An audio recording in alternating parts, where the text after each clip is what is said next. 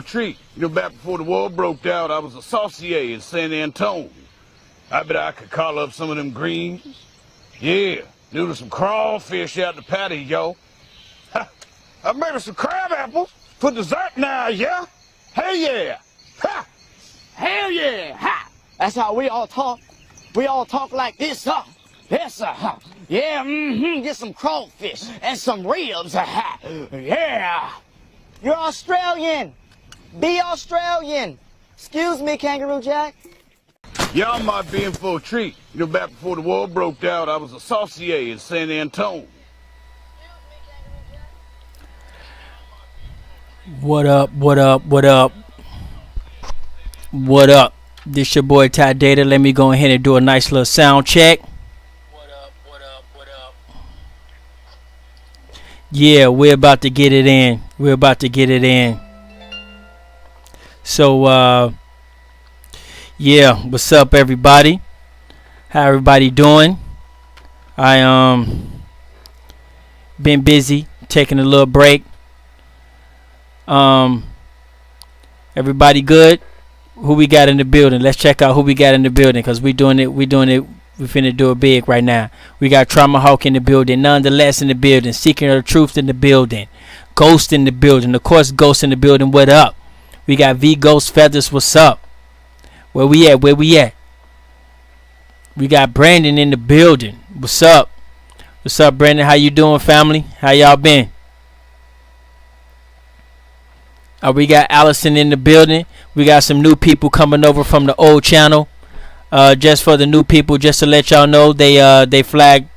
They got our channel shut down. Three different channels shut down, and so we kind of living in the back here right now. But we'll be back soon, because I got a remedy for that. But peace. Yeah. So yeah. So here I'll be calling them in a little bit. We'll be talking around 3 o'clock Eastern, 2 o'clock my time. And so I got some stuff I want to talk about. And the brother Duke of Tears, I talked to him yesterday for a nice amount of time, and he schooled me, and he told me some stuff about this community that I didn't know about. And so, I was going into this community, jokey, goofy.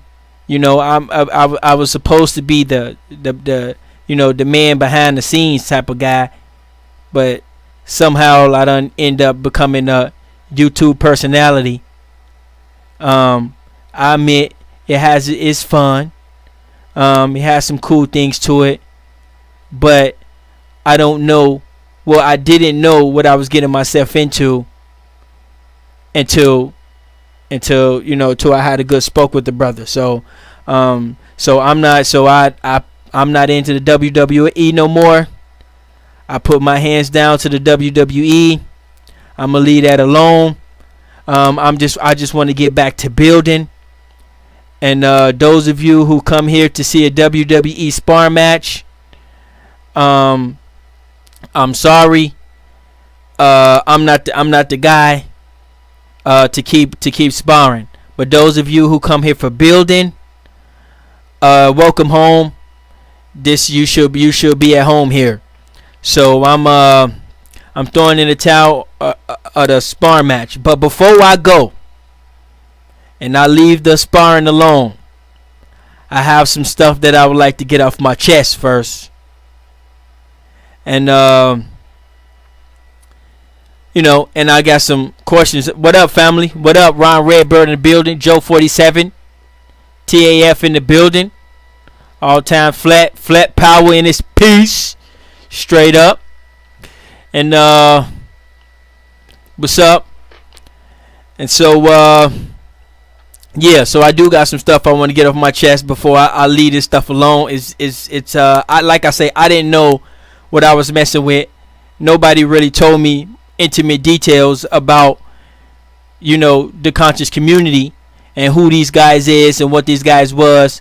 And when people tell me, they just kind of, when I hear stuff, it's just the stuff I heard. But when it came to the Duke of Teals, he broke it down in a way that I don't want no part. I don't want no part of the WWE. So, but before I go, we're gonna have to get some stuff in though, you know. But one thing I want to talk about, if people can help me to explain, is that I want to talk about colonization and how some of the people, how these people in the community is trying to colonize our people with their information, and why is it so embarrassing to our people that these people are trying to colonize, that our own people are trying to colonize us with information, and it's very embarrassing. So I want to get in a little bit on that. I was gonna try to get Dane on the phone, but you know, the Duke asked for an exclusive interview. So and this all, and Black Lotus hooked this up again. Shout out to Black Lotus Civilization, y'all. We done put out some heavy hitters for y'all. Next up, we're gonna be getting Busy Bone up in the Aboriginal community. So, but first we gotta do is we gotta get our channel fixed. So we gotta get our channel fixed, and so we're gonna get our channel fixed, and we're gonna get Busy Bone up here and Bone Thugs and Harmony. They're Aboriginals also, and so they're gonna spit some of that flame, that Aboriginal flame.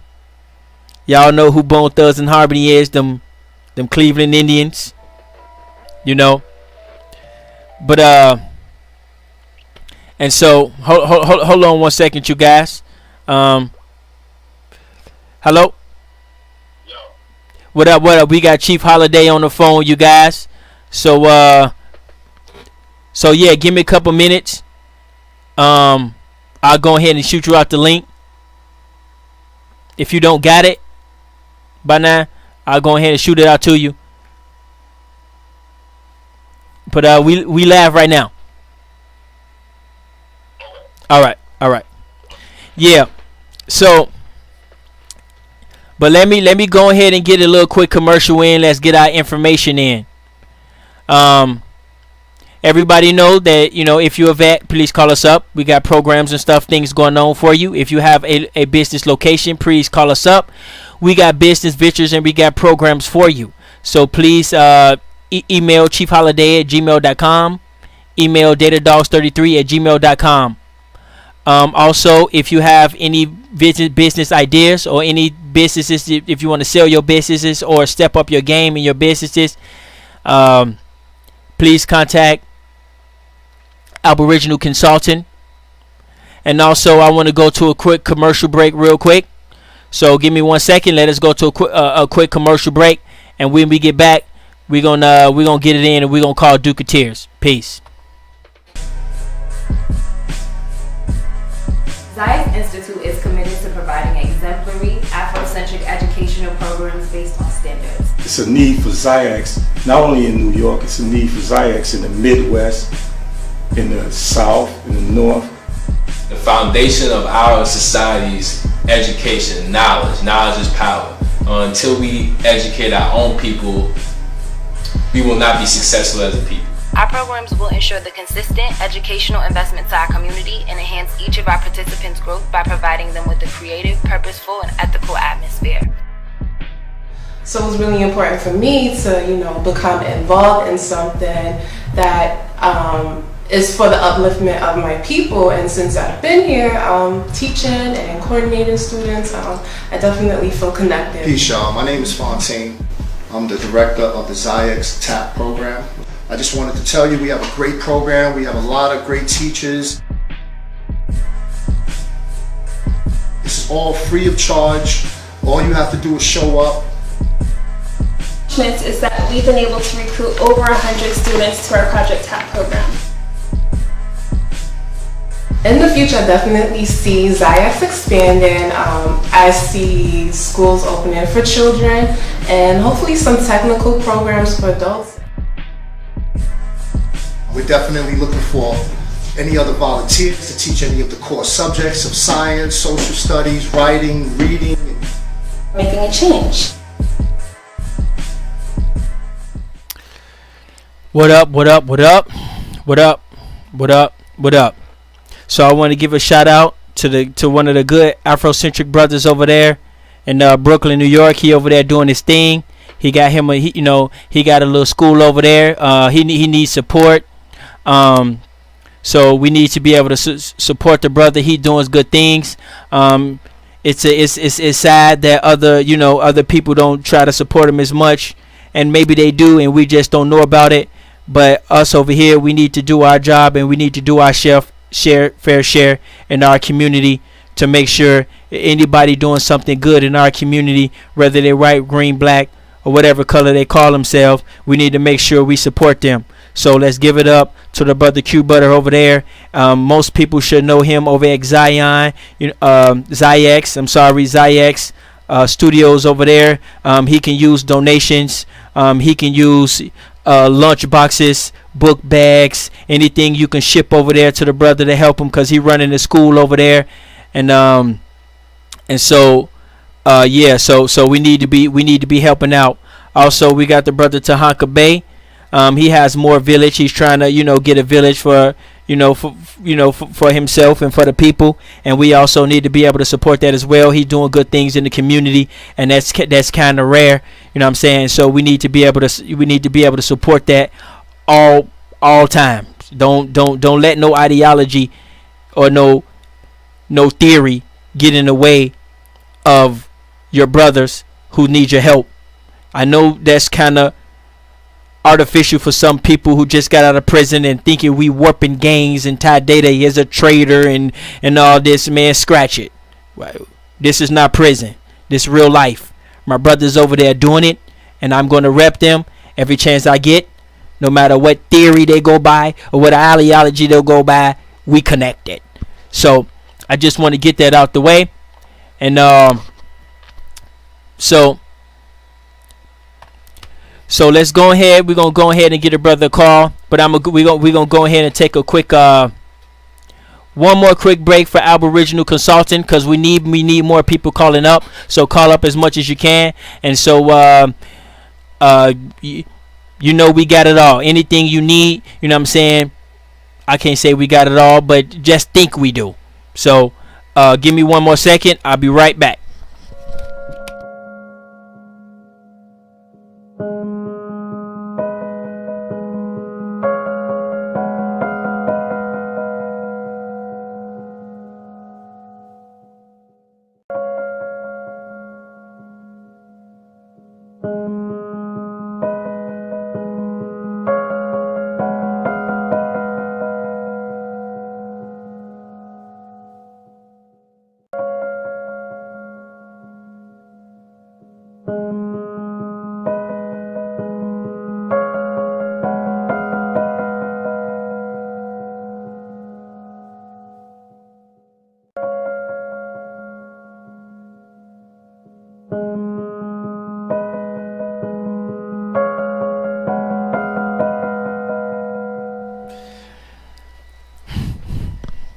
What up?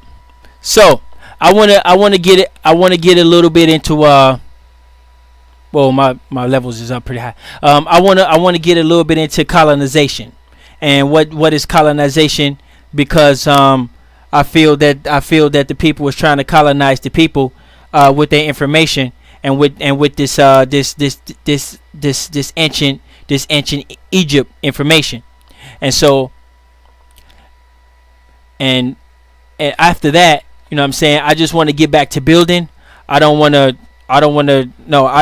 be you know what I'm saying, involved in the WWE match no more.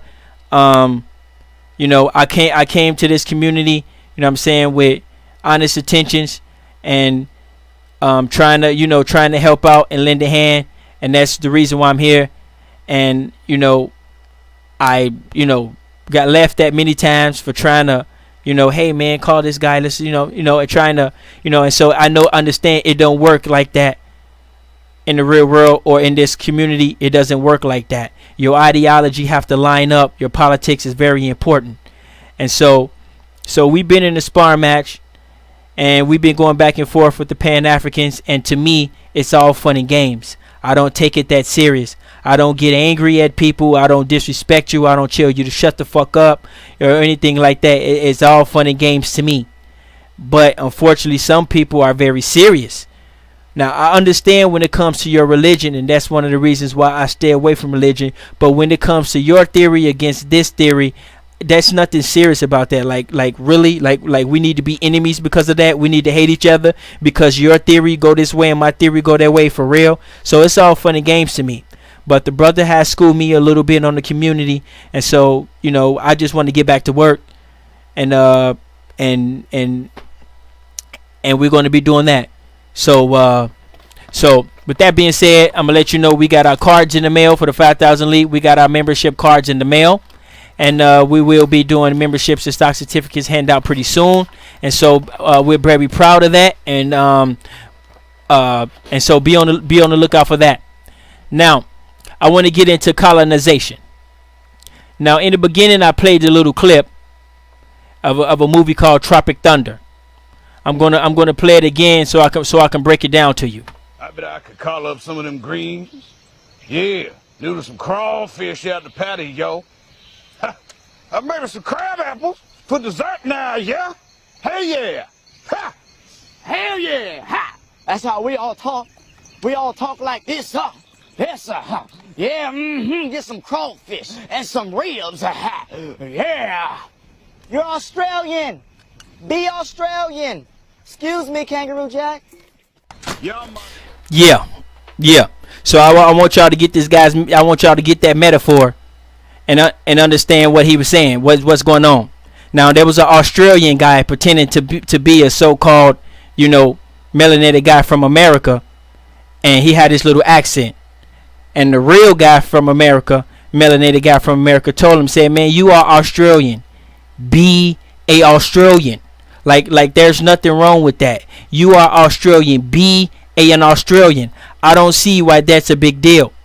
Now, the reason why I say that is because a lot of these guys in these community, they say their DNA goes back to West Africa, but yet they walk around with Kemetic costumes on and all this ancient Egypt stuff.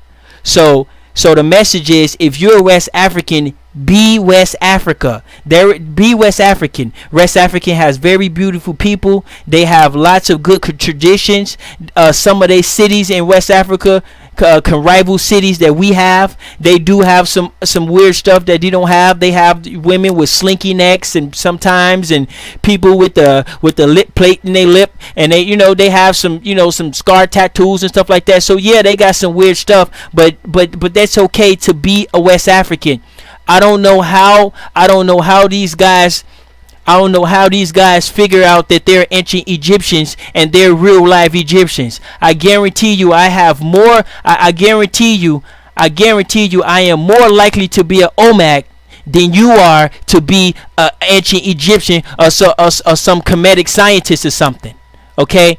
So I don't know how these guys come here. They say they're West African, but they got a Kemetic name, they got a Kemetic philosophy, and they got all this Kemetic stuff. How are you tying yourself to Egypt? Do you have a DNA lineage to Egypt? Do you have paperwork to Egypt? Are you on the Egypt dial rolls? Is your family on the walls in Egypt?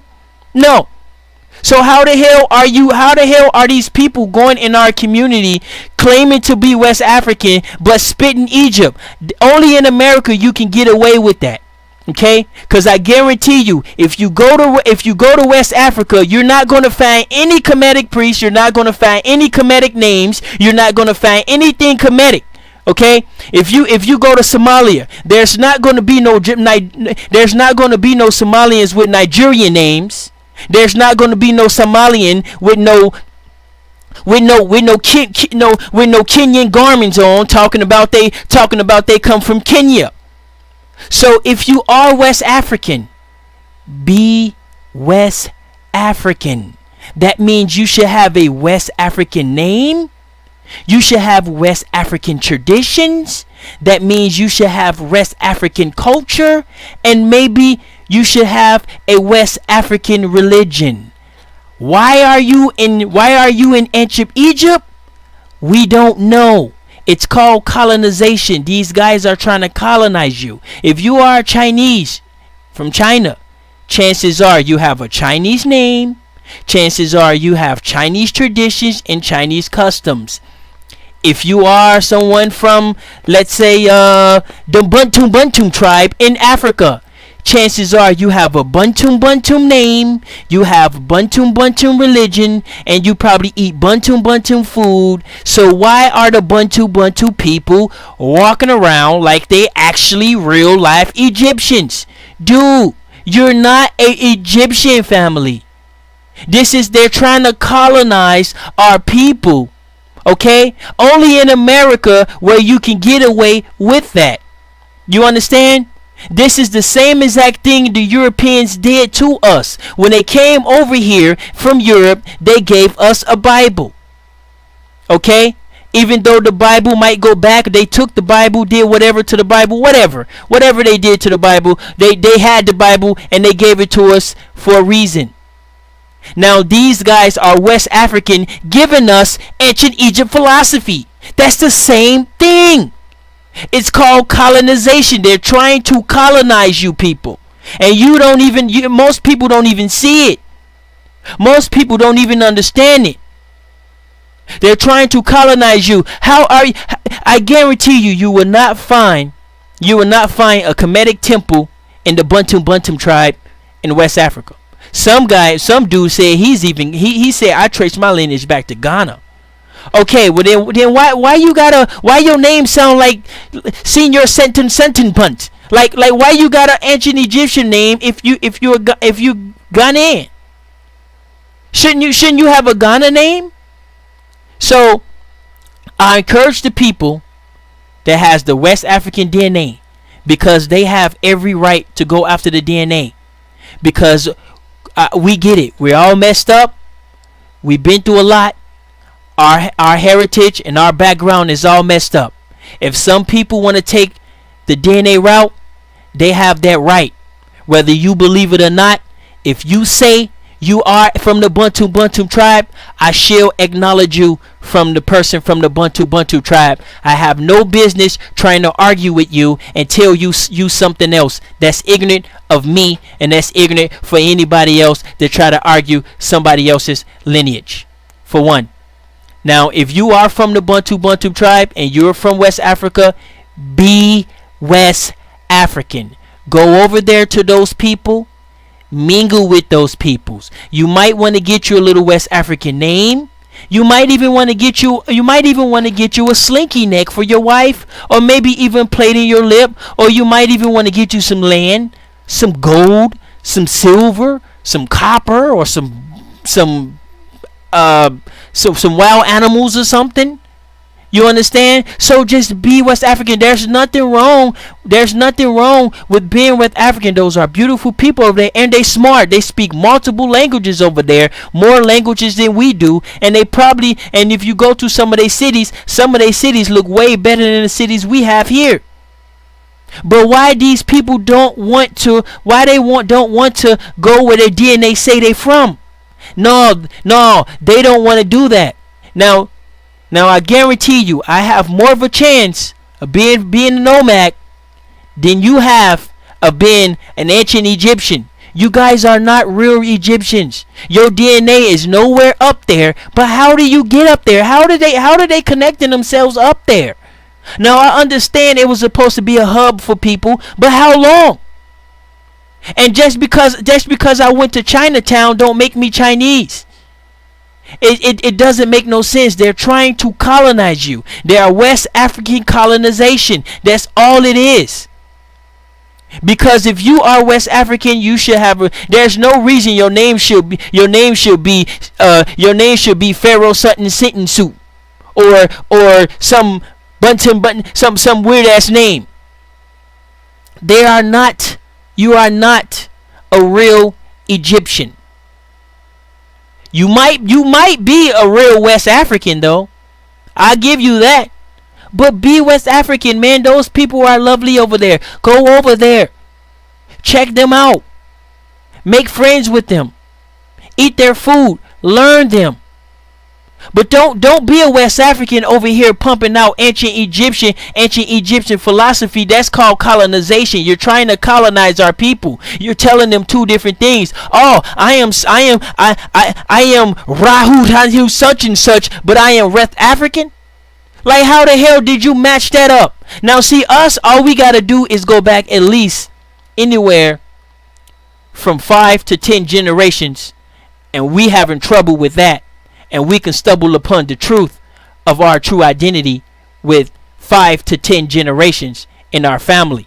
And we can stumble upon the 100% fact truth, or we can have a very accurate truth. Now, if you're going to go over there to, you're gonna go all the way to West Africa, then you're going to go all the way up to Egypt, and then you're going to go 2,000 years back, and you're going to say that's you? Come on, man, this is embarrassing to our people, you guys. This is very embarrassing. Could you imagine how these people up here looking at us? They say, look at these people. They say, look at them. How that's called colonization, man. They're trying to colonize you. You see? And I want you to understand and study colonization.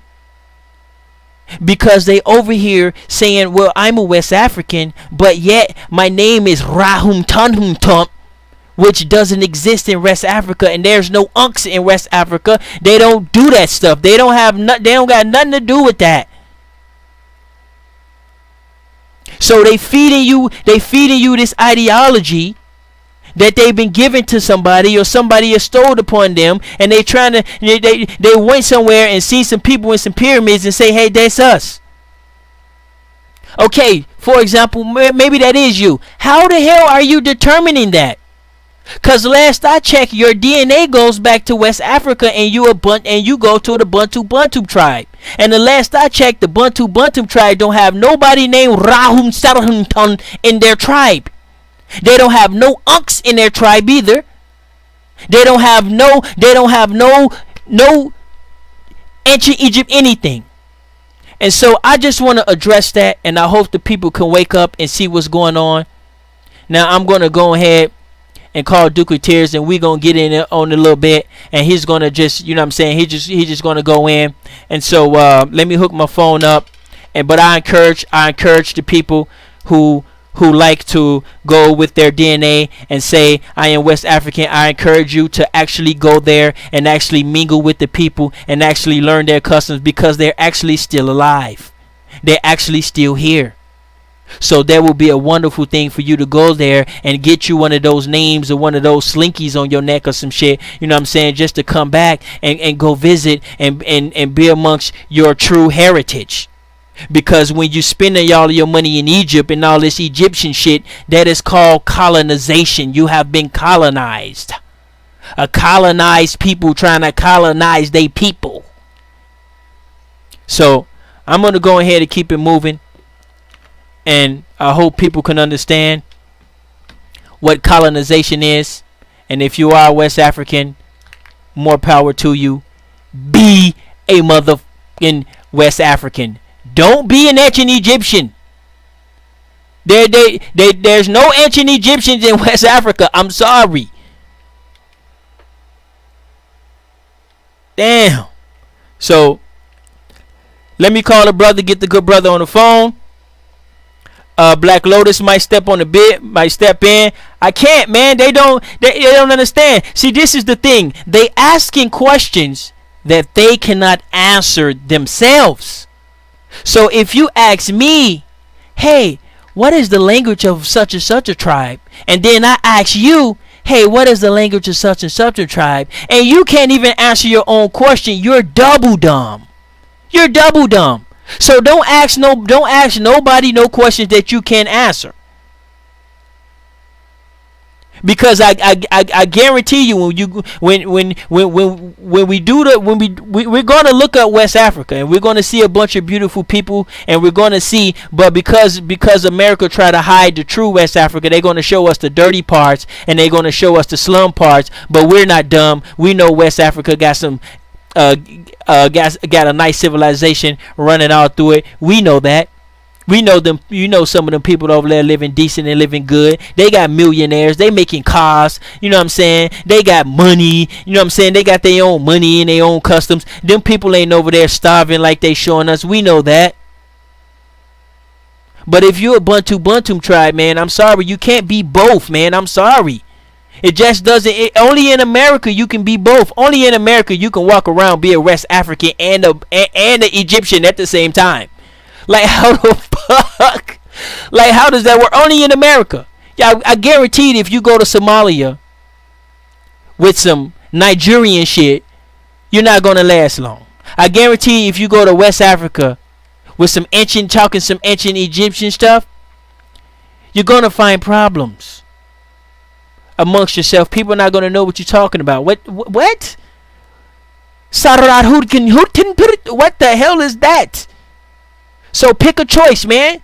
West African is beautiful, and I give it up to West African, man, because them people been around for a long time and they lasted, and you know, and they do a lot over there that we don't know about. They got all types of stuff over there. They got cars over there. They got a lot of stuff over there that we don't know about. So West Africa is dope over there, and we don't even know it. And the West African people are in Egypt. It doesn't make real sense, man. It doesn't make. But I guess that's cool. If you want to be a citizen of America with West African heritage, but you want to be ancient Egypt at the same time, sure, maybe that might work out for you. You know what I'm saying? That might work out for you. But for the time being, y'all, we need to get the building, and I finna get the brother on the phone and let's get it in.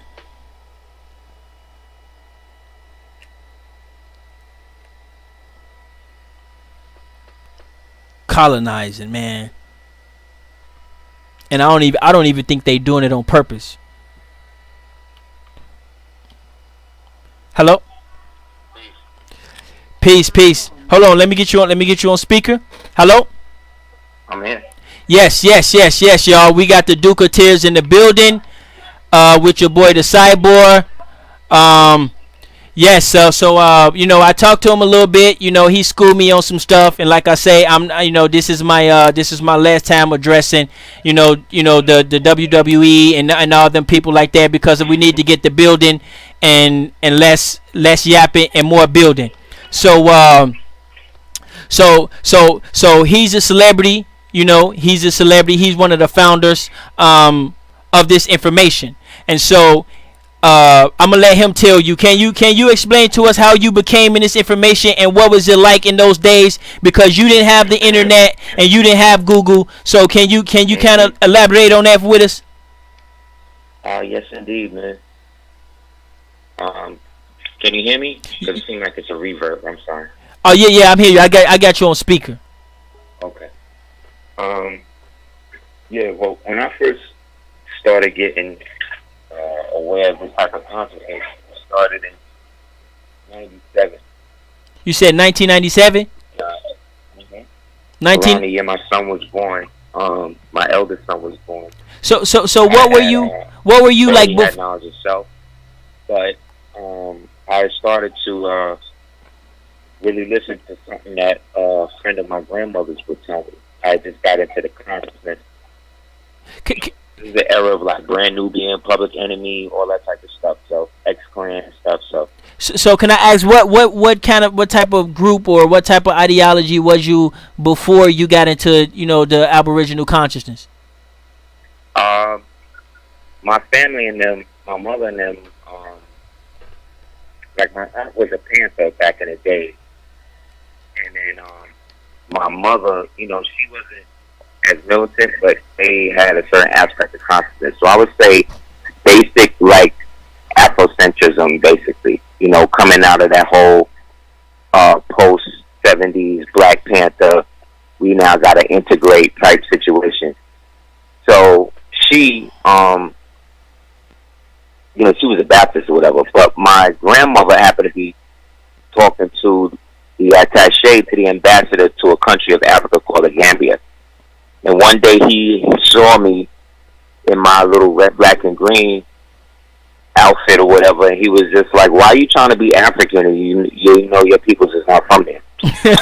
Now he's from the continent. You know what I'm saying? Like, he's from the continent, from the Gambia, born and raised. He started going out with my grandmother or whatever. And when he seen me on my, back to Africa shit, he was like, "Why would you go back to some place you never been before? Like, this is your country. So your people that's born here as blacks is not Africans, because they was always here in America." So back then, I thought that was almost sacrilege, you understand? Because, we was taught the slave trade, 1492, Columbus sailed the ocean blue, made a slave out of me and you, brought Jesus and the Bible too, you know what I'm saying? So that was what it was. So I was really heated behind that. And I would really go in on him, and we would have like fierce debate. But then, right around the time I got knowledge of self through I got 120 through the Nation of Gods and Earth. And I started to see like certain aspects of that and how it was related to indigenous culture, being that the Nation of Gods on Earth, the Nation of Islam, the Moorish and Central America, these are all indigenous, so-called Asiatic or so-called black theocratic or theological movements that was homegrown, born here, you know what I'm saying, not imported from somewhere else. So I started to really understand, like, maybe the stuff he was telling me back in the days was true. So from that point on, I started really heavily researching that, and then that research brought me into the knowledge of the Moors. And then from there, everything just really started to open up and make a whole lot more sense when I started to understand what Moors or who people were, and that's when I started coming across words like Aboriginal, or Tonkin. Like, niggas, people wasn't using words like that up until a certain time, you know what I mean? And that was after 2002. This was after the UNDRIP thing. This was all leading to the UNDRIP, which is the United Nations Declaration for Indigenous People. Blacks didn't even know they was indigenous. Like, they wasn't calling themselves that back then. You see what I'm saying? They was saying, "Oh, we from here," whatever, whatever. Or they would say things like, "Oh, well, there was ancient Africans here." But my problem was the fact that if Africans from the continent always had their own identity, then why is it that so-called blacks here in America have their own identity? It's not like when they go to people in Brazil, and say, all your ancestors came from Africa. You need to go back to Africa. Or like when they go to India and they see all these dark-skinned Dravidian people, they don't go to them and say, "Yo, you know what? All your peoples was really from Africa. You're not Indian. You're really African. Go back to Africa." They don't Same do thing that when to you go to Chinese Dominican Republic or Bolivia or wherever. Wherever there's Asiatic people, nobody goes to those people that's there and tells them that they really from somewhere else. The only people they do that to is so-called blacks born in America. So ask yourself why. Because the idea of you having a distinct identity that is outside of anybody else's so-called culture means then that you have a direct lineage and relationship to the world, to the Creator, to your ancestors that nobody else got. And everybody wants you to believe that you subsist and you exist based upon them letting you exist, when really it's the opposite. And so I started really going hard from that point on, really understanding not only the so-called indigenous or aboriginal, I don't like using the term aboriginal a lot, because ab in Latin can denote to a boar, right? It could also mean father, but if you're going to use the term, you might as well just use original, because that's what it is.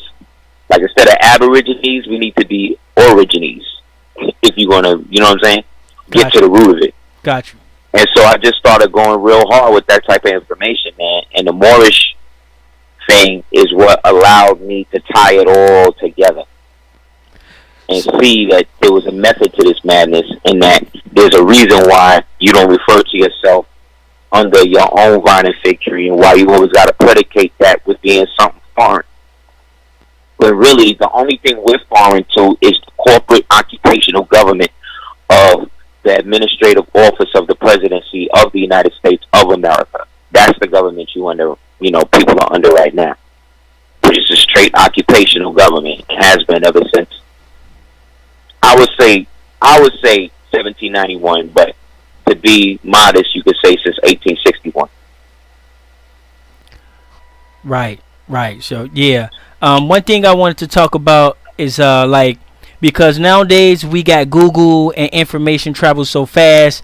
I mean, we done had conversations with people all over the world and all, had all types of conversations. But back in those days, you guys didn't have that stuff. So can you tell these new Aboriginals or these, I don't know whatever you want to call them, can you tell them what was it like back then for y'all to get this knowledge? Well, back then you had to actually go to a lecture.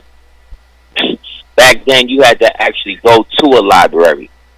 You know what I'm saying? Back then, you actually had to go and actually speak to people who were putting out books, meaning meet authors, not YouTube pundits, not Google personality institutes, but you actually had to go and pursue the information that you wanted because nobody was giving it to you. When I was researching more of science and history, there was basically nothing out there. And the stuff that was out there was put under other names. So if I didn't know that the term Elamite or Ugarite or Chaldean or Panahasuan or what's another obscure one?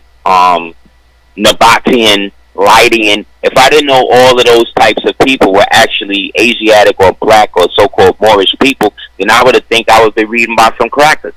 Right. See what I'm saying? Right.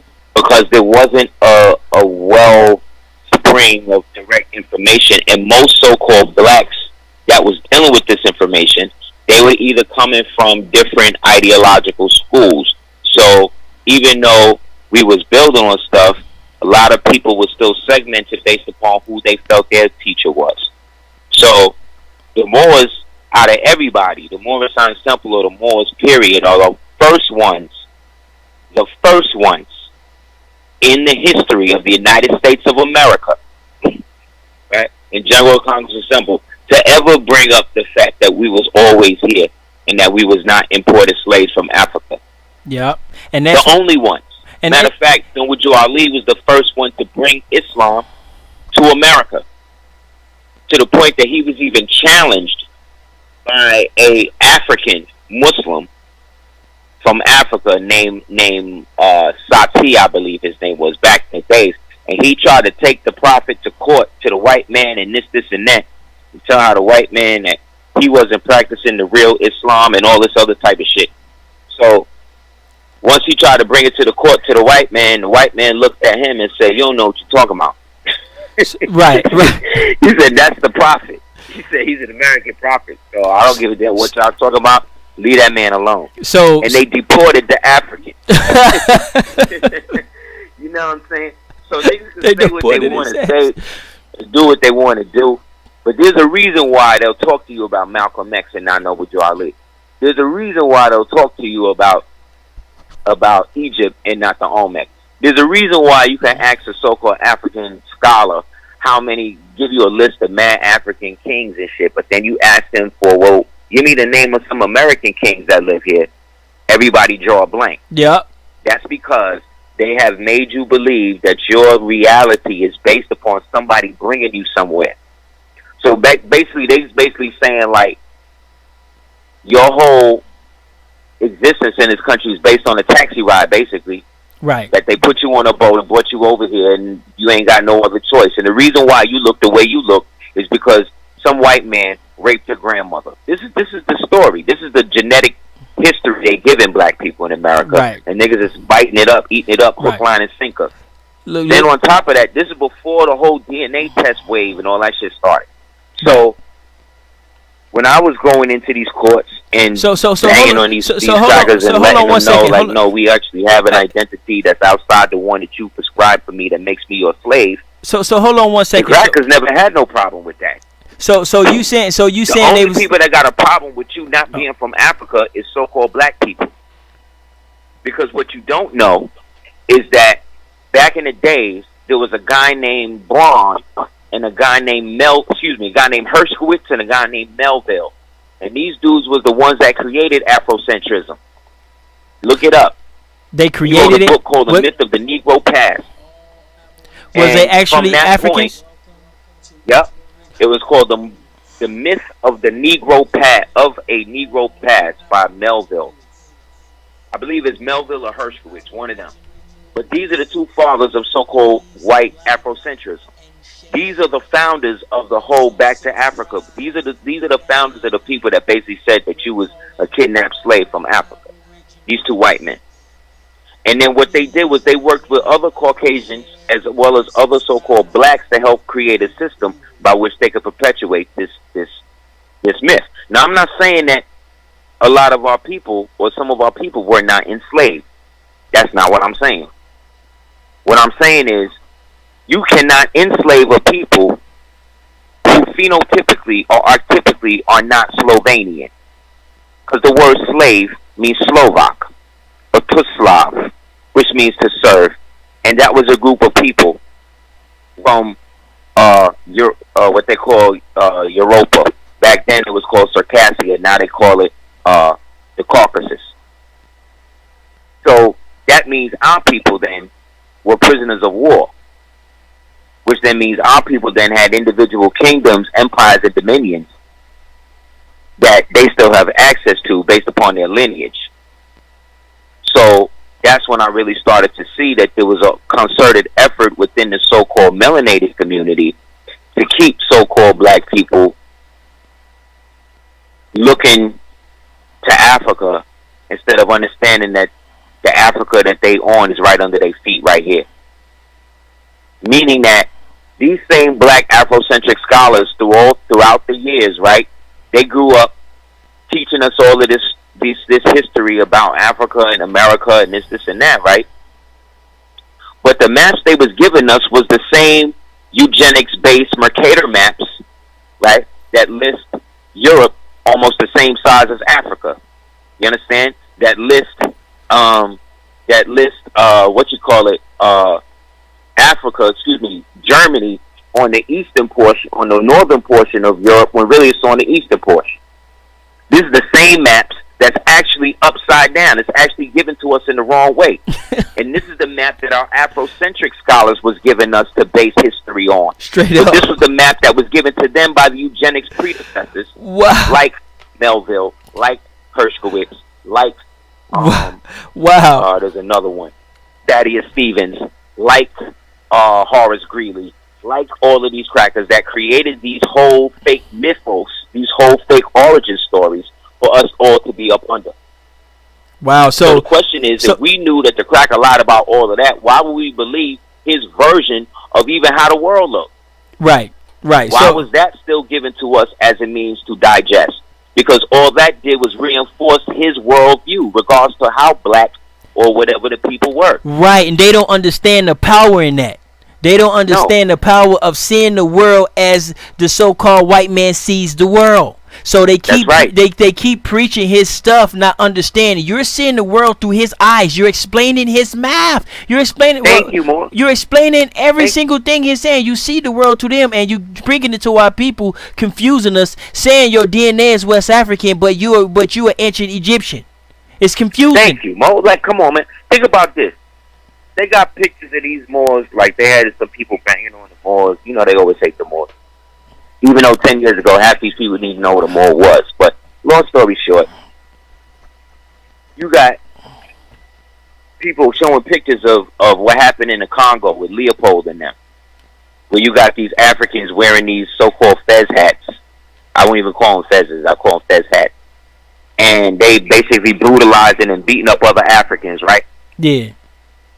And then the ignorant amongst us use those pictures to try to make it seem like those people were the same Moors like me and you today, or those Moors that were part of the empire, blah, blah, blah, back in the day. When none of those people that you see in them pictures was actually West African. Think about this. They want us to be Moors from enslaving people in East Africa while we was getting enslaved in West Africa. How we enslaving people and getting enslaved at the same time? How are we doing that? Matter of fact, how is it that if those people were Moroccans, right, who was enslaving them people in the East Africa, such as the whole Congo situation, what happened in Rwanda and all that, then if they was so-called Moors like that, how come they wasn't speaking Arabic? How come they wasn't speaking Maghreb? How come they wasn't speaking French? How come they wasn't speaking any of the languages that the Moors in West Africa was speaking, Northwest Africa was speaking, number one. And number two, how is it that they was already killing each other prior to Leopold getting there? Right. How about that? Right. How about the Senegambians, the East Africans, excuse me, the Kenyans, the Ugandans, the Rwandans? They was all banging on each other for years before Leopold got there. I'm not saying it's right, but I'm saying that's no different, right, than what's happening today, where you have a group of blacks doing their own thing or whatever, and then you get another group of blacks that become police, and then they go to shut them down, working for the man. What's the difference? Right. You know how many black police brutalize black people?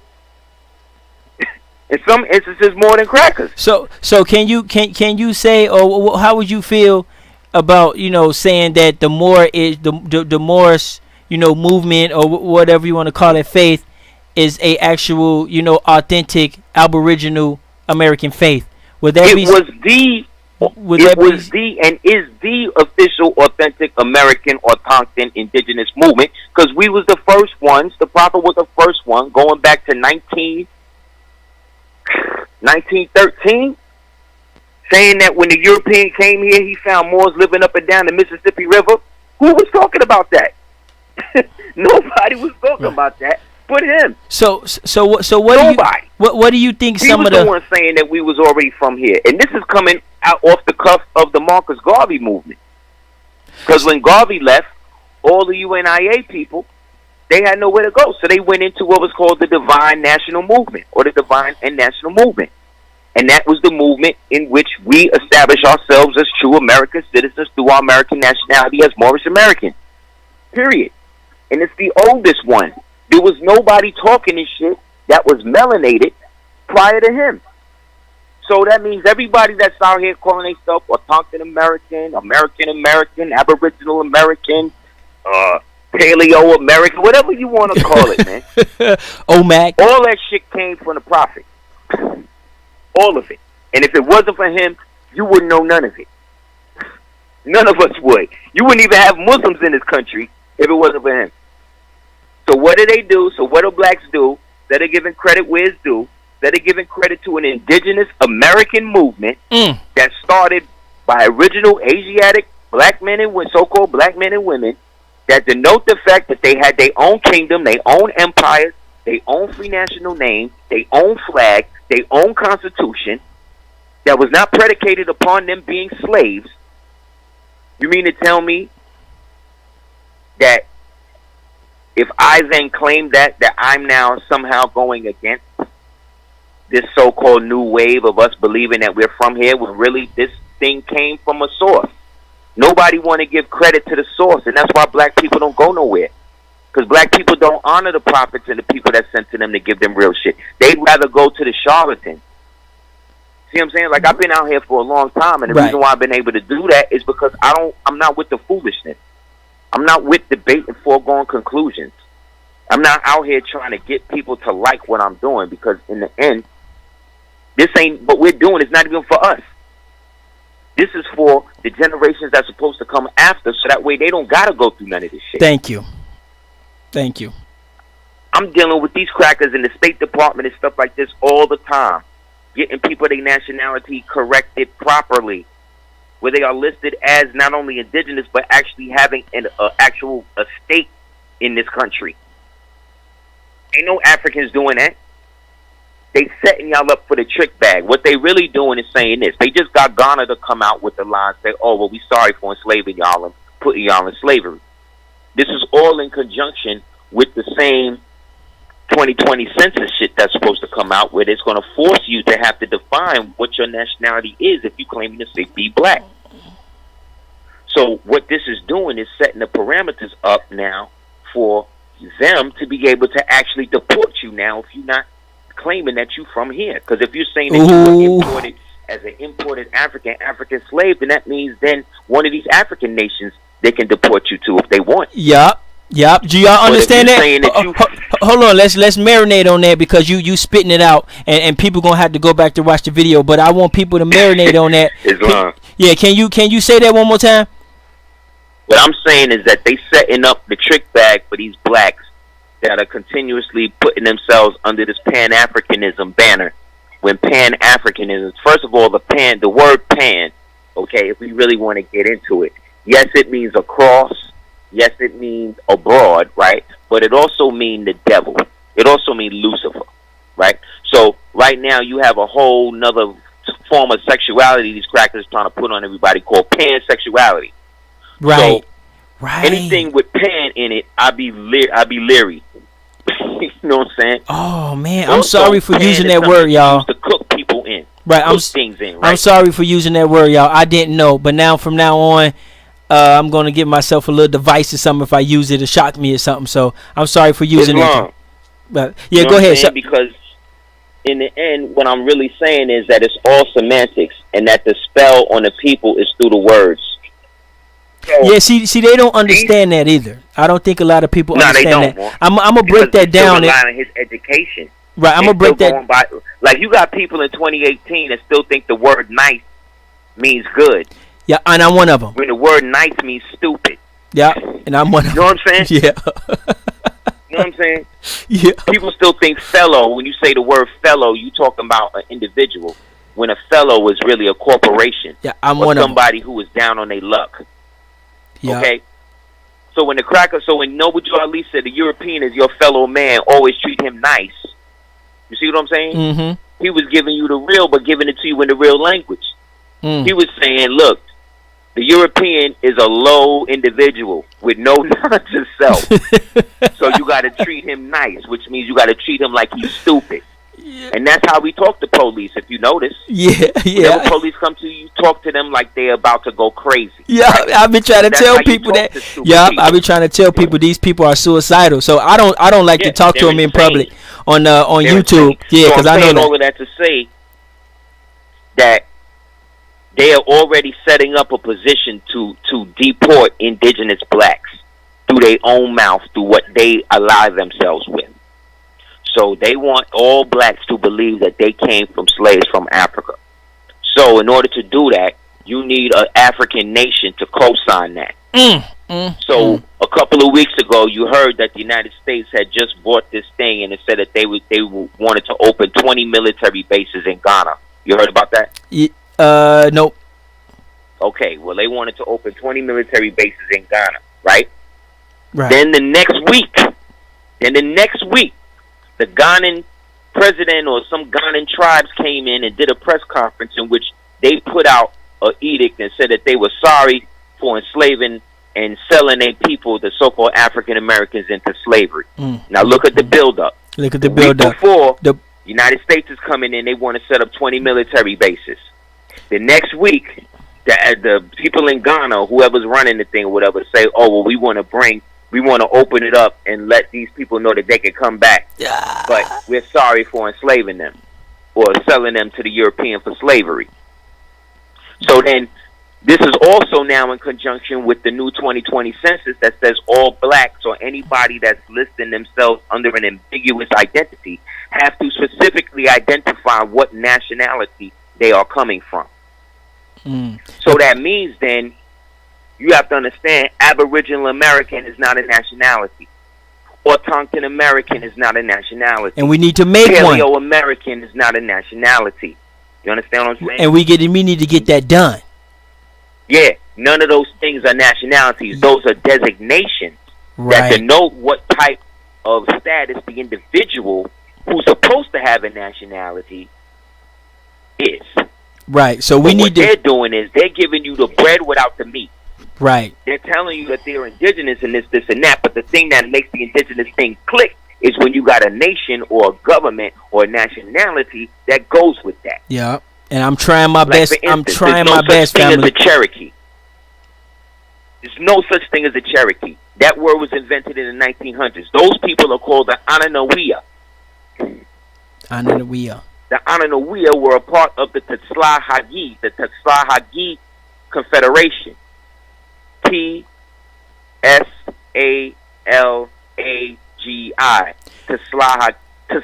Tslahalagi. Hey, you know what? The Pope Chala- came out. The Pope came out with something too the other day when he was apologizing for colonizations to the indigenous people, and they used that Pacific word, indigenous people. You see what I'm saying? Yeah, yeah. So they're using the word. So now this is when the indigenous people now who have a government or a nation that represents them is supposed to come out and pig dovetail off of that. Yeah. But they can't do that if they still using designations to define themselves and not national identities. You see what I'm saying? Yeah. So you have everybody claiming Cherokee, but the original name of the Cherokees was the Ananawea. So if you claiming Cherokee, you claiming something else. You understand what I'm saying? You claiming some new shit that was started by the $5 Indian. Those of us that know better supposed to do better. So if we know that it was Ananawea, then what am I calling myself a Cherokee for? If I know that it's Boricua Kane, why am I calling myself Puerto Rican? You understand what I'm saying? Right. Right. Yup. Yup. It's like people get mad when this cracker don't respect your culture, but you're using words that he defined your culture through to define yourself today. Right. So it's not gonna work. You talking about yourself. Yeah. You calling yourself you're dumb not and defining stupid. yourself. Like if I was to ask you your name right now, you would give me your whole name. Right. You wouldn't give me half the name. See what I'm saying? Yep. So it's the same thing with the Asiatics or the so-called original indigenous people in America. Every 25 years, they call y'all something different. Every 25 years, man. Why? The only reason why you are African American now is because of Jesse Jackson. Right. You get what I'm saying? Right. So does that mean that Jesse Jackson becomes the leader of all so-called African Americans? Right. Yes, because he coined the phrase. Yes, I was telling people about that because he used to go over there to Japan and he used to go shake down those car companies. He used to go over there to Japan and tell them he's the leader of the African Americans, and they used to break him off 30, 40 something million because they wanted us to keep buying him his cars. You That's see what I'm saying? right. I did a report on that. From? Huh? He learned that from Martin. Excuse me. He learned that from Michael Luther King. For y'all didn't know, his real name was Michael. Nuh-uh. And straight up. And he was all into white women. That nigga loved the white woman. So to the point where they caught that nigga. They said they caught that nigga in Norway. He actually got stabbed by a black woman who was revealing the fact that he worked for Rothschilds and them, and how he really hated black women at his book signing. Oh, that's this some dude, huge claims. King. That's some huge claims. Now we gonna leave Martin Luther King alone, man. I was raised up on Martin Luther King. Let's leave that one. That's touchy.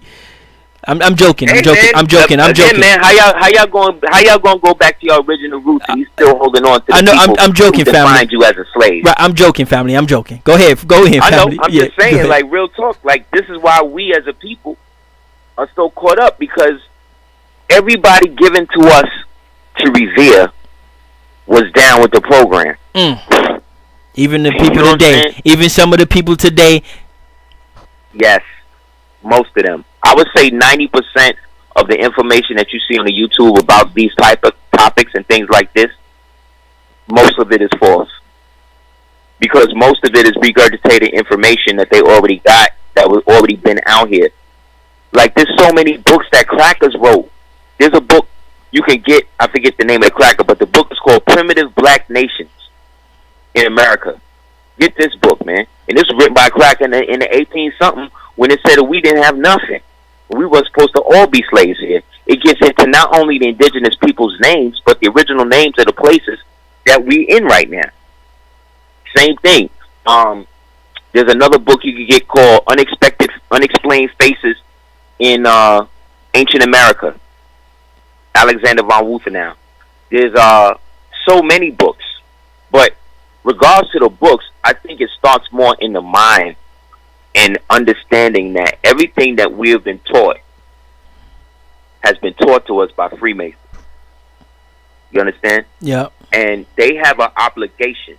One thing you gotta understand about Freemasonry, I'm not talking about masonry now. I'm not talking about regular everyday people and shit. Yeah. Kemet and all of that was doing. I ain't talking about all that. Yeah, because a lot of people get regular everyday Masons mixed up with the other ones. Actually being able to be on the square and build. That's not what I'm talking about. Right. So in that regard, we're all 720 Master Masons because we born on the square. Because we're born from a black woman. You understand? That's what makes you human. If you didn't know. Right? So you gotta understand that I'm talking about the westernized Freemasons that merged with the blacks. Specifically, who did it? It was a guy named Albert Pike. Remember him? Yeah, I heard that before. With a black man named Thornton Jackson, who was the head of the Prince Hall. And they worked on morals and dogma together to bring the white man and the black man into balance under the 14th Amendment, and which would create a situation where they would work together to maintain the new status quo of Reconstructed America. And in Reconstructed America, the black man was the slave, the white man is the master. Or the black man is the freed slave, the white man is now the humbled master. And those Freemasons have been working together in tandem ever since to keep everybody at odds with each other, because they understand that in order to be a Mason, you have to be put it like this. When you see them white boys wearing them fezzes with the writing on it, what they not telling you is that the name on the fez represents the Moor that owns the white man wearing it. Wow. Meaning that they are Muslim sons, they are slaves to the Moors, and they have agreed to keep the secret of who the blacks really are for as long as they can, and they're working with black people to do it who have also kept the secret. Right. Can you explain? This is why everybody that you see that talk this knowledge shit and talk this whatever, if you go and check their histories, most of these niggas got an apron in the closet. So that means that they playing both sides of the game. This is why things in the community have not gotten no better. Right, I was going to ask you. At the very top of all of these so-called black organizations and so-called black this and that, all them niggas is going to the lodge on Thursdays, working with this cracker to figure out how they going to keep y'all in the trick bag for another 25 years while y'all come up with another name for yourself. Wow. This is where they at. Wow, and so that's because I was going to ask you that, because you said, you know, the more movement go back, and I was going to ask you, you know, why you know what are some of the obstacles and some of the reasons you feel that, you know, they weren't able to you know, to do the stuff that we need to, you know what I'm saying, to get us out of this situation, you know, that's a great question, as progressive as we feel it should be needed. Great question. The main thing that happened was the Prophet came and basically reestablished the dominionship for the Asiatics over North, Central, and South America. There was a big Pan-African conference at Cuba in which the United States was silent. It could not speak because the United States is an occupational government, and it was only set up for American states at the time. And so once he received that mandate, they went back to Chicago, had a major parade, and that parade was there to announce the birth of the nation. And so the nation was then reestablished. What happened, though, was, again, dirty Freemasons, right, came in through J. Edgar Hoover, who himself was a black man and a dirty Moor. I got pictures of him with the fez on and shit. He hooked up with another dirty Moor named C. Kirkman Bey, who was a colonel in the Army. And they worked with a guy named A. Philip Randolph. You heard of him, right? Nuh-uh. He worked with a dude named A. Philip Randolph, who worked with another person named Ida B. Wells. I heard about her, right? Yeah, yep. I used to live in the projects in Chicago. Yeah, Ida B. Wells. Yeah. And W.E.B. Du Bois. You heard about him, right? Yep. All those boule niggas got together with another nigga named Edward Minton, and they worked to reorganize how they could integrate Freemasons into the Moorish movement to stop the Moorish movement from giving the people back their nationality en masse. And so the Prophet was betrayed. C. Kirkman Bey, who was a colonel in the Army in the 33rd degree Mason, came in and took over the movement tried to take the original Moors to court to stop them from using the stuff the Prophet left them. then when the Moors got together to basically kill him, the Moors kidnapped. See, the Moors was about the business. Mm-hmm. They kidnapped this nigga, was going to kill him. Right? Right.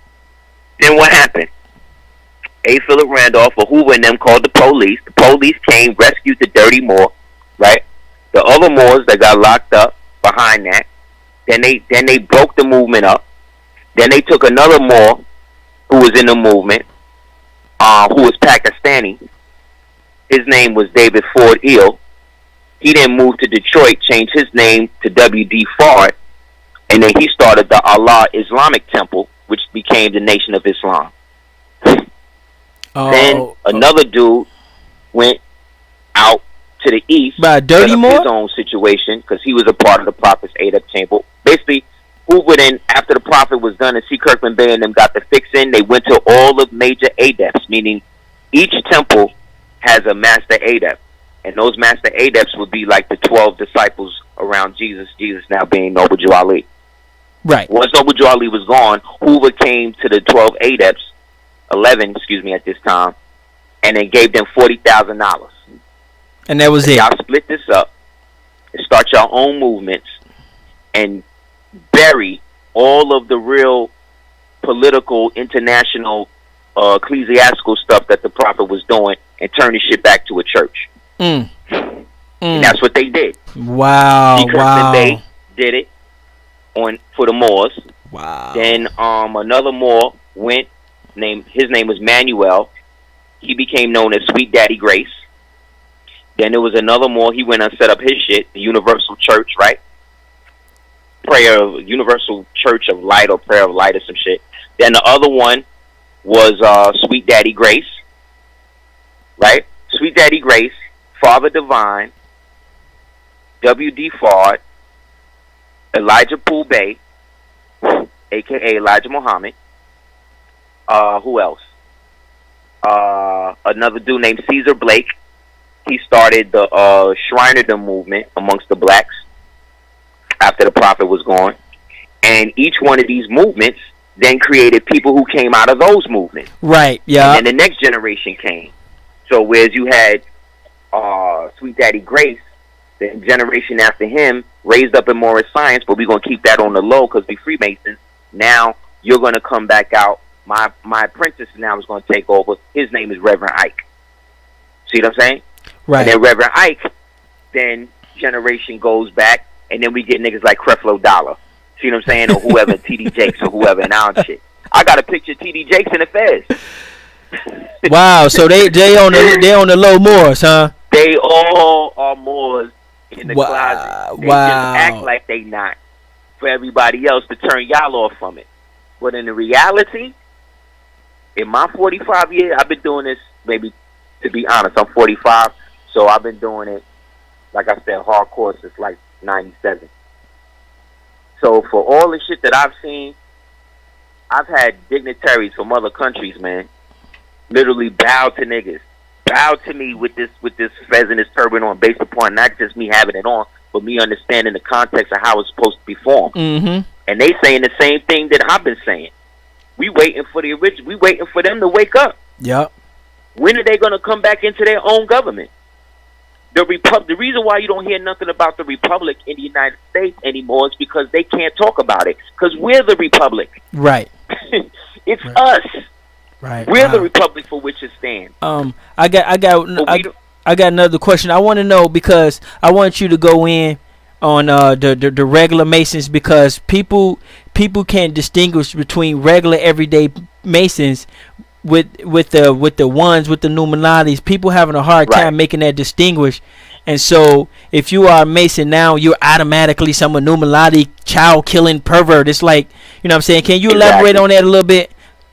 That's not the yes. That's a great question, bro. Yes.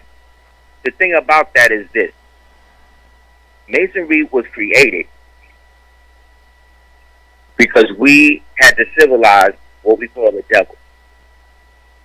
So the very act of Masonry was created to civilize the uncivilized.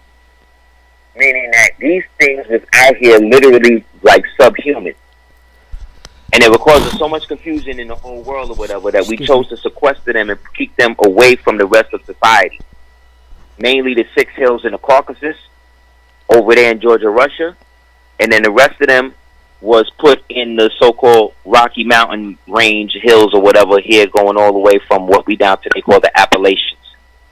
There was groups of them up in there. That's why there's, to this day, extraterrestrials. The mountain white people in the Appalachians is totally different than the white people that live in the cities and all that. And they don't even want you to see them type of white people. Extraterrestrials. They're going back to the original, like Neanderthal gene white people up there.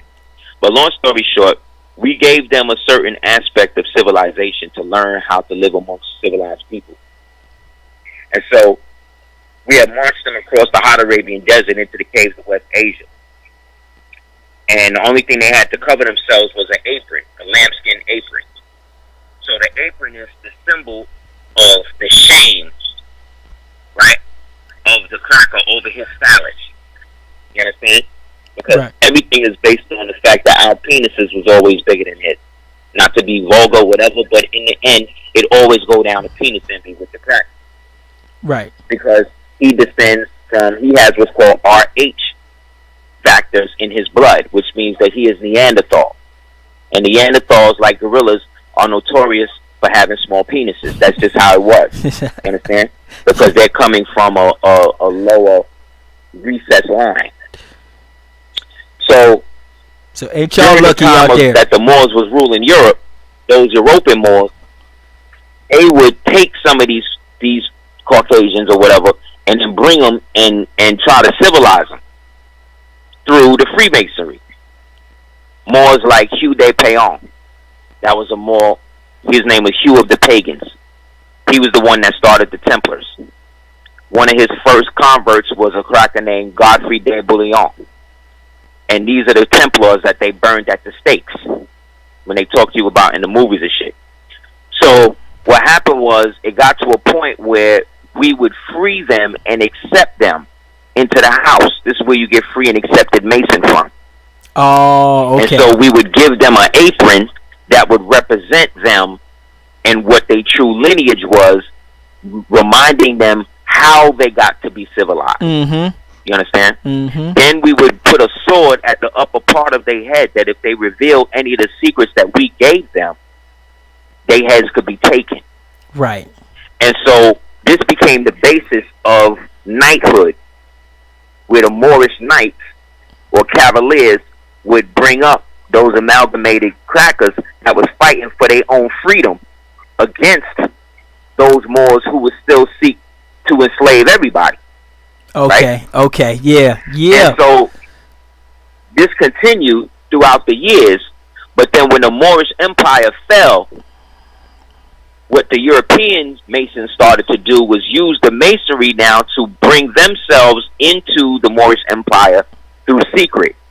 So they would get Moors to convert and bring them in because some of these Moors was amalgamated now. Wow, hold on one second. They was having babies with white women and shit. Hold on one second. These babies would come out lighter, and so they would bring the babies into the Freemason side and not the straight Moorish side. Hold on one second. So they could get more numbers. 1 second. Hey, anybody out there thinking about making a movie off Duke of Tish, y'all gonna have to drop down. Cause this is some thorough stuff. So this is, I mean, straight up, right? So if y'all finna make a movie off this this live stream, y'all make sure y'all look out for us. All right? Yeah, you need to hit us off, Pete. You need to hit us off and stop acting like Freemasons. That's what a Freemason will do. He'll hear us go in on it, and then he'll go speak to his other peoples, and they try to get in, cut us out. This is what I'm saying. This is why it happened. So long story short, man, it got to a point where they had enough of them on their side, and so they started to create rules and regulations, and then created the homosexual rituals and shit. This is around the time that Albert Pike thing. So they had one big meeting in a place called Wilhelmsbad back in 1792, in which they agreed that they was going to split up everything and how the Moors was going to have their own thing, and the amalgamated Moors, i.e. the Muslim Sons, i.e. the Freemasons, would have limited jurisdiction over certain places. And so they used those bonds now to work together. And so they started to inject it now around the time that Albert Pike came, that's when they injected the Luciferian shit into it. And so this is when they started getting Luciferian. So that's when they split up the lodges. So who brought the Luciferian? Who brought the Luciferian to the? Those are all of the people. Those are all the storefront Masons that you see today in the hood. You know what I mean? The ones with the little lights on the back of their cars and shit. Yeah, who brought the Luciferian to try to get out of a traffic ticket or some shit? Yeah. Right? Those are all Blue Lodge Masons. You said to try to get out of traffic. They are considered the lowest rung in Freemasonry. Who brought They're what's called the useful idiots by the High Masons. Hey, who brought the Satanism? Who brought the Luciferian? Who brought that in? Satanism specifically was brought in through 3 people: Albert Pike, Helena Blavatsky. Number 1, she was the wet nurse for Adolf Hitler. Oh man. She also was the founder of the Theosophic movement. These are the people that were trying to create a new Christ. Wow. Through a guy named Krishnamurti. I don't know if you ever heard that story. But anyway, Blavatsky and the Theosophic Society set up something called the Lucifer Trust. And the Lucifer Trust was endowed by the Royal Heritage Society from England. And then all of the white societies through the Magna Carta became a part of it under the guise of what's called the Union Society. Oh, got you. That Union Society created another name for itself through Lloyd's Bank of London called the United States of America Incorporated. Damn.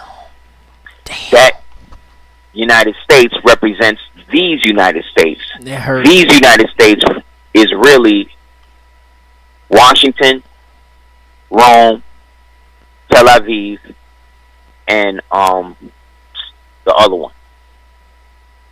It's Washington D.C., Vatican City, Tel Aviv in Israel, and London City in England.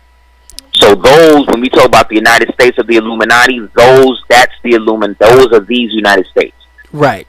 So all the Freemasons, whether it be the Order of the Garter, the Order of the Knights of St. John of Jerusalem, whether it's whatever type of order they're into, all Freemasonry is broken up into that aspect of it. You have the profane, those of us that's not Masons. Then you have the Blue Lodge, who the High Masons refer to as the useful idiots. They just use them to get money and to make them think that they have real secrets when they don't. Then above them now, you have what's called now the Scottish Rite, the Prince Hall, right? And then you got the higher ones than that. Most of the blacks are in the Prince Hall thing, right? All of the whites are in the other stuff, the Scottish Rite. The satanic and then above stuff. them now, when you get into the Illuminati level, right, that's when you get into orders that you don't really hear about, such as the Order of the Trapezoid, or the Order of Memphis and Mizraim, right? The Jesuits of the Fourth Vow. That's the other thing. Most Masons are Jesuits, so that means they're all papists. They rock for the Pope. And so in that, if you're a regular person and you just get into the Freemasonry thing and into the Masonry thing, even if they're calling it Freemasonry, 10 chance to 1, you're not gonna have to eat no baby or nothing like that. But if you want to start to go high in it on the European side, you're definitely dealing with sacrifice.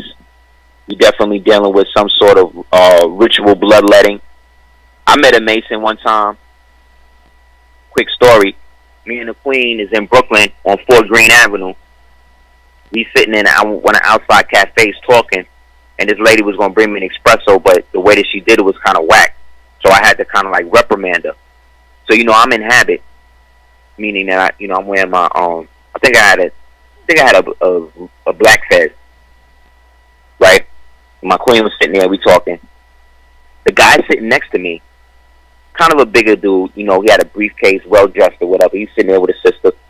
He looked at me and was like, brother, I definitely want to give you respect, man. I want to buy you guys lunch. I like how you handled that. And he looked at me. He said, "You are more?" I said, "Indeed."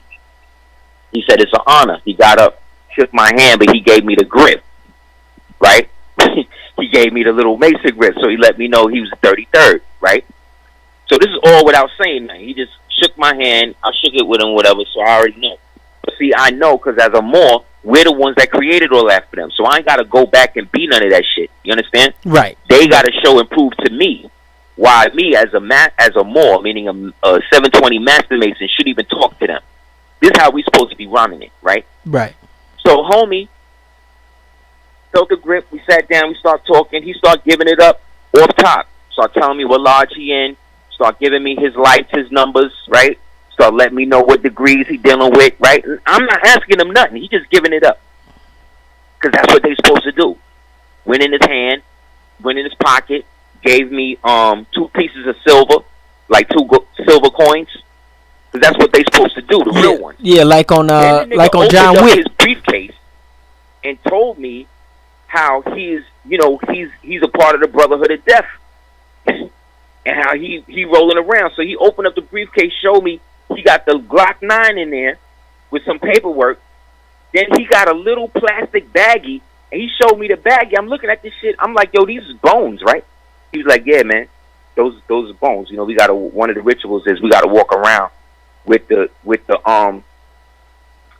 excess in our bag. So now I'm looking at this thing. I was like, so you participated in a human sacrifice?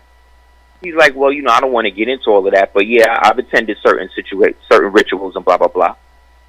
Come to find out, this nigga was a U.S. Marshal. You know what I'm saying? What? Real talk, more. Man, y'all see the world we living in, man? Y'all see why Tadeda will stay up all night? And I didn't even have all the knowledge that I got now. I didn't even have it all then when I met this nigga. So when he revealing this shit, I'm like, wow, this nigga got straight human bones in his bag, and he talking to me like it's all good, like he just showing me a bag of weed or something. Normal. Like, yeah, man, this is what I'm doing, blah blah. So I said, well, how long you been in? He said, I've been in the craft like 13, 15 years. He said, I'm about to move up now to the next rung or whatever, to the international side of shit. So whenever you get into that level of the game, man, you definitely participating in some sort of homosexuality, some sort of bloodletting, some sort of human eating, something. You're no longer human. I got a question. I got a very important question now, because everybody looks the same. So we don't know who's family. We don't know who's eating babies. We don't know who's the dirty Moor. Exactly. We don't know. So can you give us like a question or something that only like a weird, like you gotta be weird if you know that? Like, you know what I'm saying? Well, it's things you could look for, man. It's kind of hard now because the devil is in plain sight. So everybody, not everybody, but like this. Like if a dude is talking to you about the black family, but you don't never see him with no woman. You know what I'm saying? You don't never see him with no family. Something wrong with that. Nigga talking about how he is all about black liberation and black this and black that and black this and black that. Yeah. But then he always doing it from his couch. Or he always doing it from a basement or something like that. Something wrong. If a dude is out here telling you about Moorish science and this and that, and he's a Moor and we supposed to be Moors and this and that, and then you ask him to see his ID, and he telling you his name is, Stephen Stephen Abdul Bey, but then you see his ID, and his ID say Robert Johnson.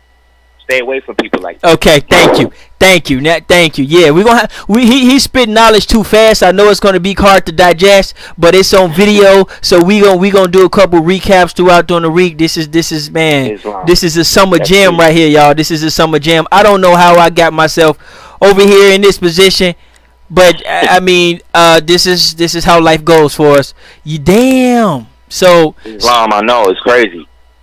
That's why, again, more you don't see me in a lot of different ciphers, because once, like, there was an actual meeting where these guys got together and said that we're going to turn the so-called conscious community into a debate-based culture. So this way we can generate more revenue and we can see who the people respond to more than others.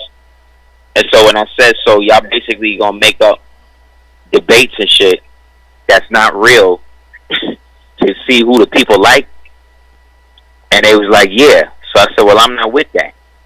They said, well, you ain't going to be able to do nothing with us then. So I said, cool.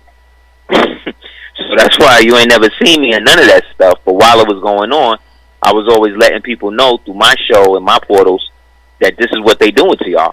Mm-hmm. And Social that the more engineering energy you give to somebody to enslave you, the more you're going to be enslaved. Yep, they social and the engineering. New slave masters are these. The new slave masters are these so-called black men and so-called black women that are using knowledge as a means to control the masses by creating cults of personality around themselves, which is then moving things away from, again, what the real founders, people like the Prophet Jew Ali, people like Marcus Garvey, people like, in our modern time, C. Freeman L., or, people who don't even remember who these people are. Stephen Coakley, Francis Cress Wilson, Queen Valeria, L. Bay. Like, there's a lot of people out here, man, who's putting out a lot of great info. And I came from the era where we used to share the info, meaning that the Nation of Gods on Earth would be there, the Moors would be there, the Kemites would be there, everybody would be there, and everybody give everybody speaker who represented them a platform to speak, and everybody would support. All that shit deaded when that foolishness started happening with the syndicate up there on 125th Street. All that shit deaded. When they realized that they could use this as a means, as a CIA operation, to target individuals who had a certain acumen or solution-based messages and keep them sequestered while all of the non-fact, all of the emotion-based information would be put to the forefront.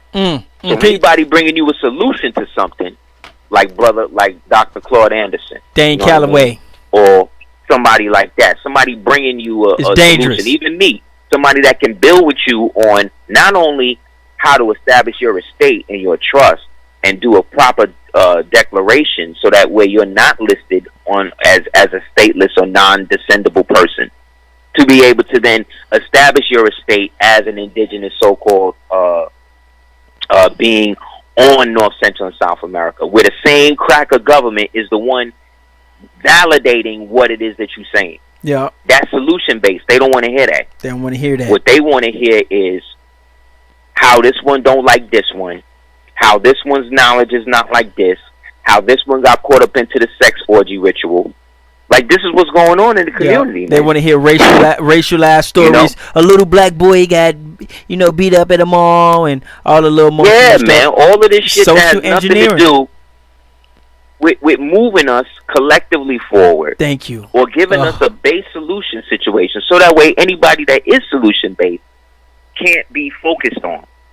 Yep. So for everyone and me, it's like 18 different dudes that's out here taking bits and pieces of what I've been talking about for the past 25 years and then putting it out like it's some new shit.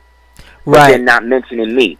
But then when I come in the cipher, now it's just, now niggas feel away. You see what I'm saying? Yeah. Because at the same time now, you can't be me if I'm me. You dig what I'm saying? Right. You can't come at me if I'm already there. Yeah. You can't just say, oh, all Moors is throwing people. The Moors work with the crackers to throw people in slavery. You can't pop that off if I'm standing there, fam. Because I could throw 80 books at you that says the exact opposite. Right. Written by crackers. That's the whole shit. Most of the information, when I started this process, how I started it, research-based was a little different. Instead of trying to create a situation where I said, I'm going to prove that Moors exist, that black people are Moors, I set my research board up with the opposite. Prove that black people aren't Moors. Yeah. Right? Reverse engineering. Based on that research model, I would then have to go and find all the research that I could to prove, right, that black people weren't Moors. Yep. And you know what happened? You couldn't do it. I couldn't prove that. You couldn't prove it. Yep. I couldn't prove it. Yep. That's the reverse engineering, y'all. To the opposite, that I had to go with the conclusion that this is why they don't want us to be this, because this is actually, Moors are basically the princesses, the emperors and the empresses of the so-called African races. And that's what they don't want us to deal with. Right. Because when you say that you are more, and you look up historically on documentation, especially in legislative documents, Moors are usually the ones that can't be enslaved. Whatever is listed with Moors, it always is some shit like you can't enslave them. So ask yourself this: why wouldn't I want to be that? You know what I'm saying? Why wouldn't I want to be the one thing that says that I cannot be enslaved? Right. Facts. You know what I'm saying? Yeah. One thing I want you to kind of elaborate on is because now see, I'm new to the Aboriginal culture, because it's a culture behind this now. It's not just it's a big culture. Way of life. Right. It's a culture behind this, and so there's a lot of people out there that's in the culture, and I'm just now getting it myself. I'm learning it. I'm actually one of the guys. They accept me as one of the guys. I got my little role and stuff like that. I'm one of the, right. what I'm saying, I'm one of the guys that brings the business and structure and stuff like That's that. Right. And so right. And so we have some solutions and stuff out there. We got the 5,000 Lead. We got our own communications network, which is the Lakeisha network, and we got some things going for ourselves. And so eventually, we're gonna have to start, working with other countries. And so right now in particular, we're trying to, we're trying to be able to work with Mexico. I got Mexico on my phone. I can call them right now. And so, but we have to get in the level that they're on. We have to have a cabinet, and so right. See, you got to establish a government. Right. Like one of the things that we've been doing since 2013 was been working on establishing the actual government, the actual sultanic government that functions with the Imperial Foreign Ministry and the Embassy Foreign Consul.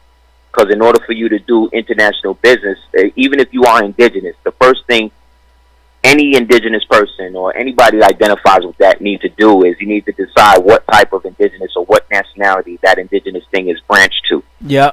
And once you find that out, then basically creating documentations of political legitimacy that add on to those people that are going to be a part of that tribal government. Once that tribal government is established, then what needs to happen is an actual constitution drafted from the original representation of those people from that indigenous government. Once that's ratified, now you have a standing as a people. According to any state constitution, if you have 150 people, you can set up your own municipality. That's in every state in the union. Yeah, we trying to get 5,000 people in the republic. Once you establish those basic aspects of it now, and then adopt your flag and shit like that, then everything happens. Like, look at it like this. The tribe that you are part of represents your family name. The clan that you're a part of represents the imperial side of that tribe. We as blacks, so-called Asiatics or melanated, carbonated people, we in our monarchy system, in our so-called day-to-day system, we were already princes, princesses, kings, queens, emperors, and empresses. You understand? Yeah. So that means that your progeny, your child is your prince. Your daughter is your princess. Yep. Your grandfather is your emperor. You see what I'm saying? Yeah. The father is the king. The mother is the queen. So this is how we already set it up. Remember, they married into our nobility. We didn't marry into their shit because they not noble. They not royal. They married into our situation, bleached it out, then denationalized the rest of us and made us take foreign names. Right. So when you're establishing your individual thing, like with us, we wind up having to create a long-standing situation by which I had to write, as the head of the state, had to write the then head of the country and let them know that we're taking the empire out of interregnum, which is Latin for recess. And that now that we've taken out an interregnum, we are enacting all of the ancient treaties. And so they need to send somebody or have somebody call me so we could set up a government-to-government interface. Yes. And they wrote back. Acknowledge the government, acknowledge the whole thing, said that you're right, went so far as to tell us that they don't even have jurisdiction. But gave us the right channels to be able to further exercise what we're doing. And so we've been doing that. But all governments, if you notice, work privately. You can't have a government. You can't have a government and do it all in the public. Right. That hence the 5,000 elite. You guys, get on my level. Right. Get on my level. This movement is not gonna blow up based on Facebook, YouTube, or any type of viral communication. Mm-hmm. Just so your listeners know. Yep. This movement, like I said, has been going on since really, I could show you documentation from 1893 where they was referring to Moors as Moorish Americans here. Talking about how we had a Sultan of America here. You understand what I'm saying? Yeah. This is in the 1800s, man. So what I'm trying to say is we're at a situation where we can be whatever we want. But you cannot predicate and base it on a YouTube presence, on a viral presence. It got to be, we put the meeting out, and then niggas show up. Yeah. And then we, in private session, create this agreement, and then whenever we got to do something to do it, we all show up and show out. Yeah. That's the only way it's going to work. Yep. It always works. If one works. of y'all people going to court, if one of y'all people get arrested or go to court as the nation, the whole nation is in court. Yep. You understand? Yep. When you do shit like that, they back up. Yep. That's why you don't never see no Jews heavy in jail. Mm-hmm. That's why you don't never see no Pakistanis in jail, no Sikhs in jail, right? The only people you see in jail is who? Black people, white people, Mexicans, Hispanics. That's it. Yep. When the last time you seen a Chinese person in American jail? Mm-hmm. You don't see that. Yeah, I don't see Because that don't happen.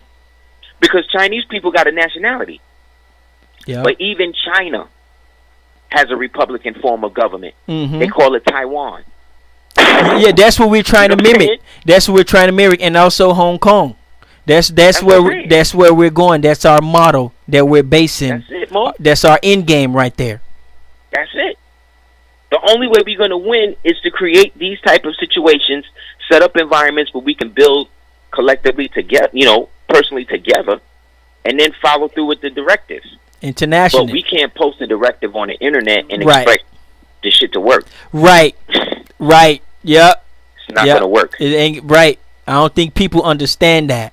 I don't think that's hard. That's hard to get people to understand that most of the work is happening, privately, not on the internet. What you see on the internet is the offspring of the work, the glamour, the glitter of the work.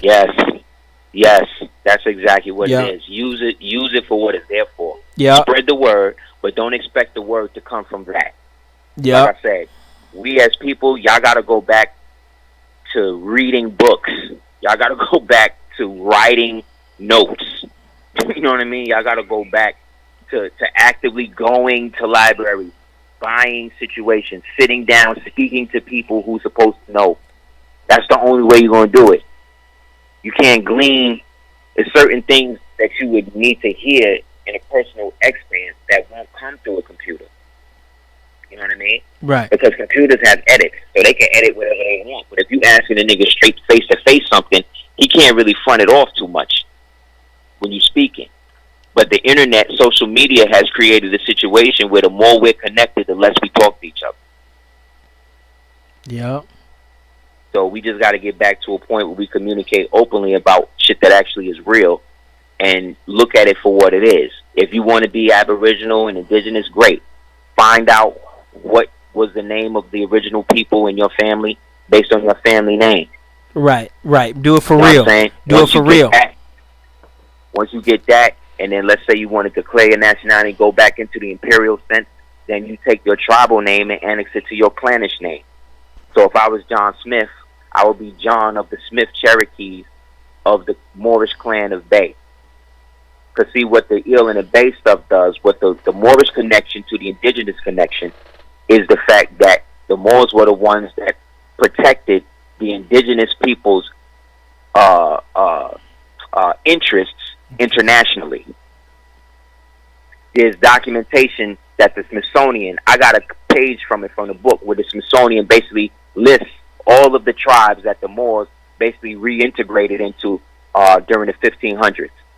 And that was the Alabama, which is the Alabama, which is the Alabama, the Schuylkill of New York, the Muskogee, the Chickasaw, the Choctaw, which is the Choctaw, the Tuslahagi, which is the Anahuia, which is the Cherokee, the Anasazi, the Apache, the Comanche, the so-called Seminole, the Yamasee, the Washoe, the Panahasawa, the Wabanaki, the Abenaki, the original Lumi, the original Wampanoag.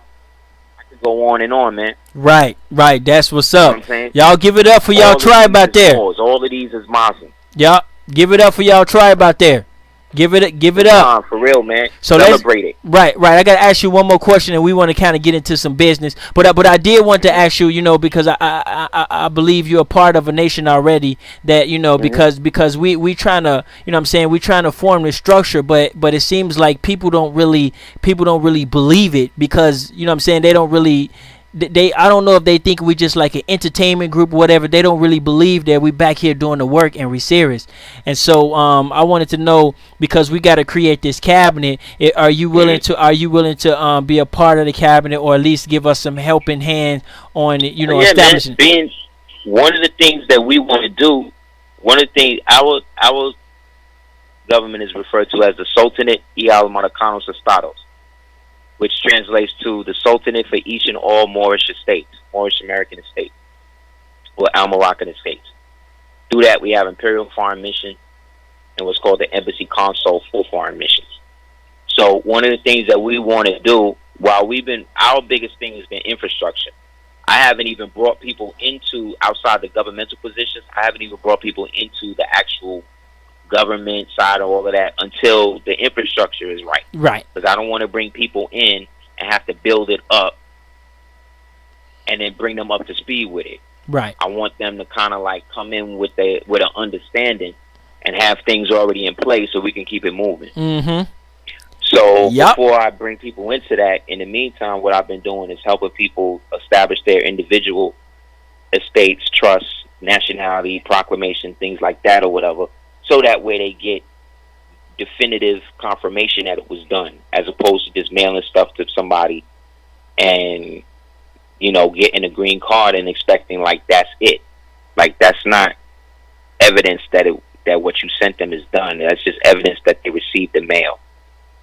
So we need actual correspondence back and forth, that when I send you and say, hey, I'm this person now, you sending me something back saying, yeah, you're right, you are this person now. So we be on it like that. So what I have been doing is going around and to other people who are striving to establish these types of situations to help establish the infrastructure that they need to facilitate that, because then that helps me out.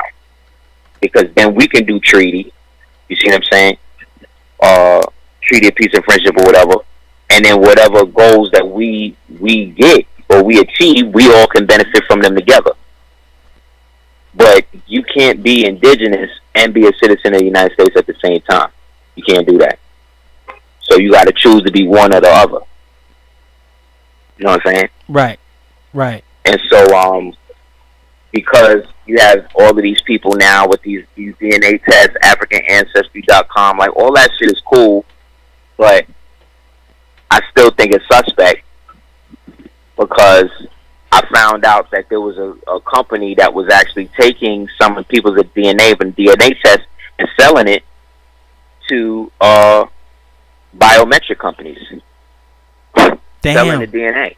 Damn. The same way they caught Cambridge Analytics selling all of the voters' data and all of that they was picking up during the Trump election and selling it to all the people across the world. Same thing they're doing with this. So what that says, brothers and sisters, we got so great. You can give me an African ancestry joint, right, to say what tribe I come from Africa. Well, where's the indigenous American ancestry test to test which tribe I come from here? Ain't one. Okay. Yep. Hello? Hello, the call kind of, he's still on the phone, but the call kind of died out a little bit. But Hold on 1 second. Let me make sure we still going. Let me see. Hello. Let me kind of. Hello, family. I don't know. Maybe he went on the other. Can you hear me? Oh yeah, I can hear you now. Hold on 1 second. Yeah, man. Yeah, sorry about that. But I want to get into some business and some of your business ventures before I get a couple more questions. I want to say, you know what I'm saying, everybody make sure y'all go get that Tribe Up. And we also going to hook you up with a Tribe Up as well, Tribe Up t-shirt. That's our social media. That's our social media right there. And we also got a 24-hour Universal Media Network, non-stop, just 24-hour, nothing but us all day, all the time. It's a whole full-fledged network. We're working on that. And let me see what else we got out there. Yeah, we got A1 documentary coming up, you guys. So make sure y'all support that. And so what kind of business been? You got a book out or you know like? Yeah, man. I printed out. Well, I wrote and drew a comic book novel called The Dark Skull 418, the world's most dangerous comic book novel. We one of the only books to get a 5-star rating in Amazon. So that was dope. I'm going through the reprinting right now, so I only have it on ebook. But if anybody wants to holler at me about that, you can contact me at houseofl@hotmail.com. I also finished the follow-up to that book as well. So I'm going to try to put both out kind of at the same time in the next couple of months.